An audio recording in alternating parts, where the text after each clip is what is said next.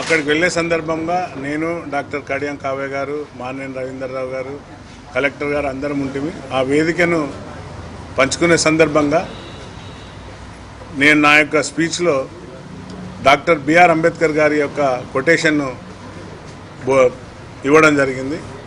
గుడులు కడితే భిక్షగాలు తయారవుతారు, బడులు కడితే విద్యావంతులు తయారవుతారు అనే ఒక కొటేషన్ను పిల్లలకు, ఎందుకంటే అందరు పిల్లలు స్టూడెంట్స్ కాబట్టి విజ్ఞానాన్ని నమ్ముకోవాలని, విజ్ఞానాన్నే మేధాశక్తి ఇస్తేనే మీరు ప్రపంచంలో దేన్నన్నా శాసిస్తగలుగుతారనే ఉద్దేశంగా, ఎందుకంటే ఆ వేదిక మీద ఒక ఐపీఎస్, ఒక ఐఏఎస్, ఒక డాక్టర్, ఒక ఇంజనీర్ అందరు ఉన్నారు కాబట్టి ఆ వేదికను పంచుకునే సందర్భంగా పిల్లలకు రాజకీయ వేదిక కాదు కదా, ఎడ్యుకేషన్ సంబంధించిన వేదిక కాబట్టి వారికి తెలంగాణలో కాంగ్రెస్ ప్రభుత్వం వచ్చినాక మొట్టమొదటిసారిగా మా రేవంత్ అన్న ముఖ్యమంత్రి గారు గౌరవనీయులు పిల్లలకు చదువుతో పాటు హెల్త్ కూడా ఇంపార్టెంట్ అనే సబ్జెక్టు పైన వారికి హెల్త్ కార్డ్స్ ఇచ్చే సందర్భంగా నేను మాట్లాడిన మాటలను ఈరోజు కొందరికి హిందువులకు మనోభావం దెబ్బతిన్నదని ఒక మతతత్వ పార్టీ రోడ్ల మీదకి వచ్చారు. వారికి ఒక్కటే మీ ద్వారా నేను వారిని తెలియపరుస్తున్నా.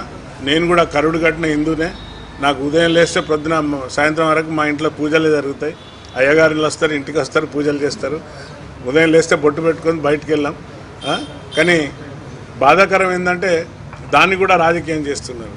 నేనేదో హిందువుల మనోభావాన్ని దెబ్బతీసే విధంగా గుళ్ళను కించపరచంగా మాట్లాడినట్టు అది వారి విజ్ఞతకే వదిలేస్తాను.